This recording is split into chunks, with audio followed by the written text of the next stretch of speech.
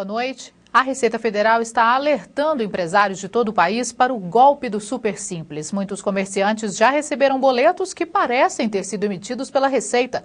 Minas Gerais está entre os estados onde o golpe foi identificado.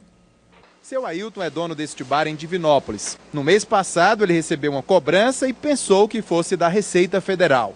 Eu imaginei, pela qualidade do papel, pelo jeito que veio, mas ao mesmo tempo eu fiquei surpreso de ter mais um imposto a me pagar, que eu já pago Simples todo mês. O boleto é referente ao pagamento de uma taxa para inserir a empresa no Super Simples Net, mas não deixa claro do que se trata. O Super Simples é o nome popular do Simples Nacional, um sistema de tributação criado para facilitar a vida de micro e pequenas empresas. Ele unifica o pagamento de impostos e contribuições municipais, estaduais e federais.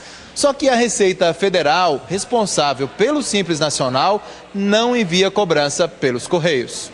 O contribuinte, através da internet ou através de um contador, entra através da internet, cadastra e faz a opção pelo regime de tributação do Simples Nacional, nada pelo Correio. Nós temos absoluta certeza que é um golpe, já foi recomendado a todos os contribuintes, divulgamos na internet um documento alertando. A página da Super Simples Net apresenta semelhanças com a do Simples Nacional.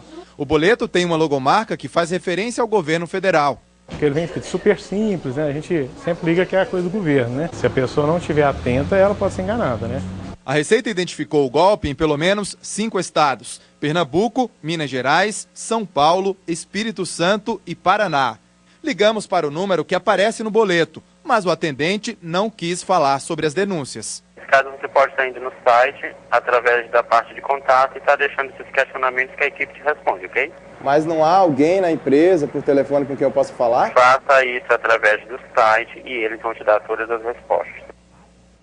E em tempos de crise, prevenção é a palavra de ordem também nas prefeituras mineiras. Já de olho na tendência de desaceleração da economia brasileira, muitas têm feito cortes no orçamento. A crise que abala o mundo fez o crescimento econômico desacelerar. A preocupação financeira está nas empresas, dentro de casa e também nos setores públicos. A queda na economia poderá refletir também na arrecadação dos municípios. Por isso, na maioria das prefeituras, a ordem é ter cautela.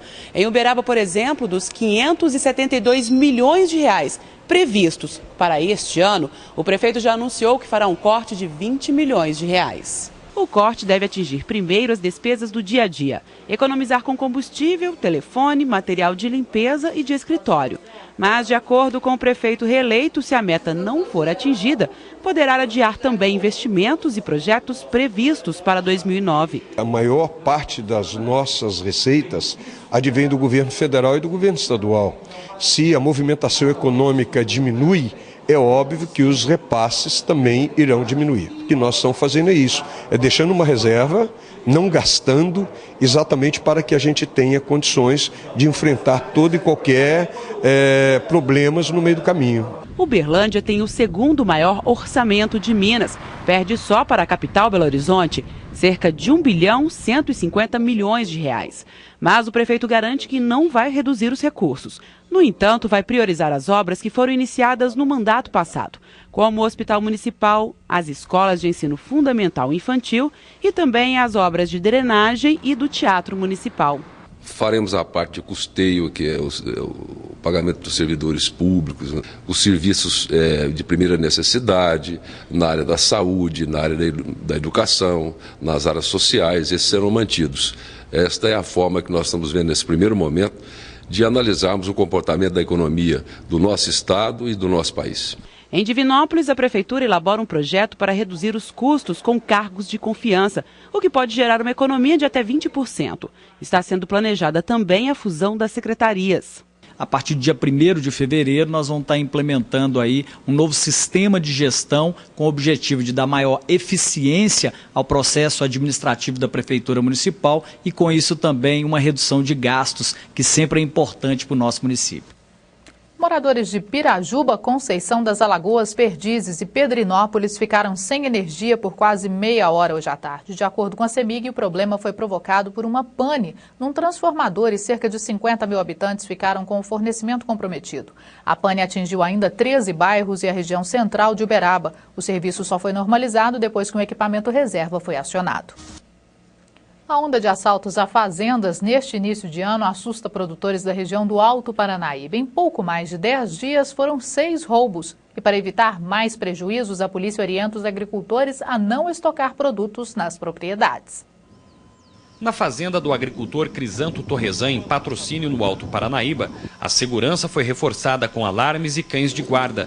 No ano passado, ele foi assaltado 4 vezes. E o que a gente vem vendo aí que vai ter que ser feito é a união entre vizinhos, procurar alguma coisa mais para ver se a gente consegue uma segurança melhor. Pelo menos para dificultar alguma coisa, porque na situação que tá constrangedor.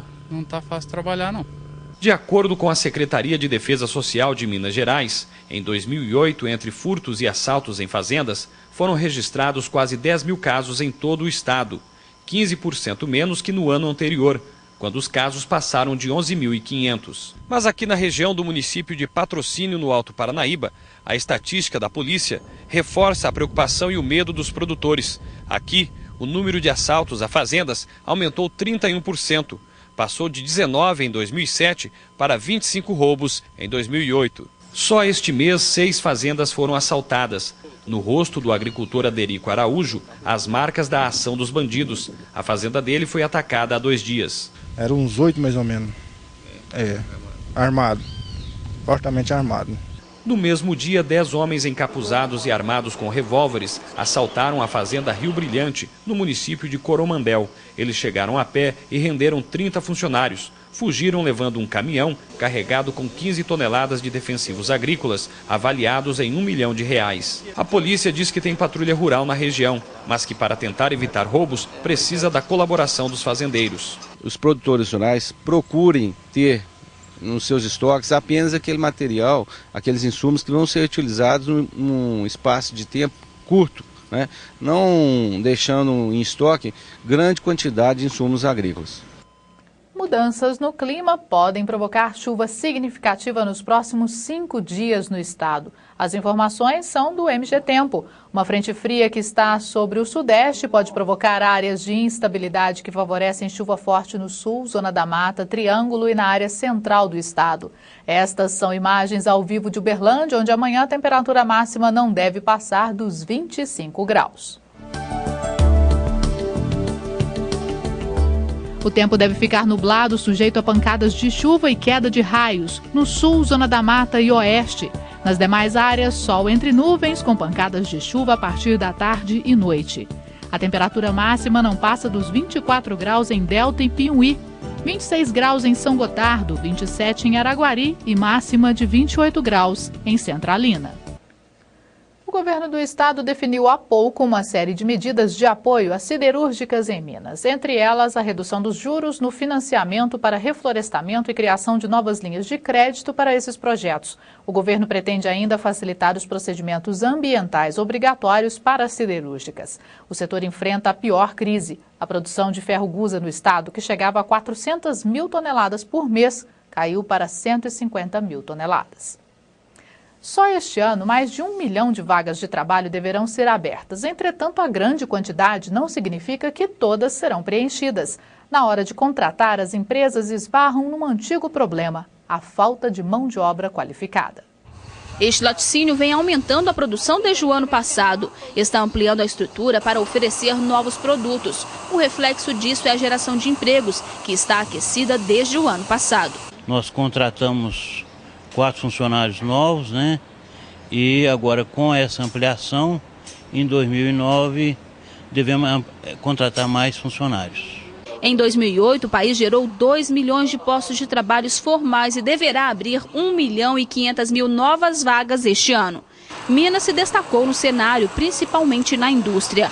Araxá ultrapassou a meta estipulada pela Secretaria de Desenvolvimento Social do Estado, com 1.844 colocações. Mas ainda sobraram vagas 1.373 não foram preenchidas. Tem empresas que já foram inauguradas em 2008 que ainda não começaram a sua produção, então só essas vagas aí já dá um número significativo. Esta empresa é um exemplo. O quadro de funcionários aumentou 20% em 2008 e ainda há vagas disponíveis, mas na hora de contratar sempre esbarra num problema: falta mão de obra qualificada. Soldadores qualificados, o mercado está carente, caldeireiros também, nós estamos em falta. Então, de repente, você tem que fazer muito profissional, às vezes dentro da empresa, para você conseguir, né, cumprir com os compromissos com os nossos clientes, né? Então, se há vagas, quem quer entrar o ano com a carteira assinada deve correr atrás. Foi o que Diego fez. No curso, eu desempenhei a função de monitor e isso pesou no meu currículo para ser contratado. Por hoje é só, obrigada pela sua companhia. A gente se despede com imagens ao vivo da BR-050, saída para Araguari. Uma boa noite e até amanhã.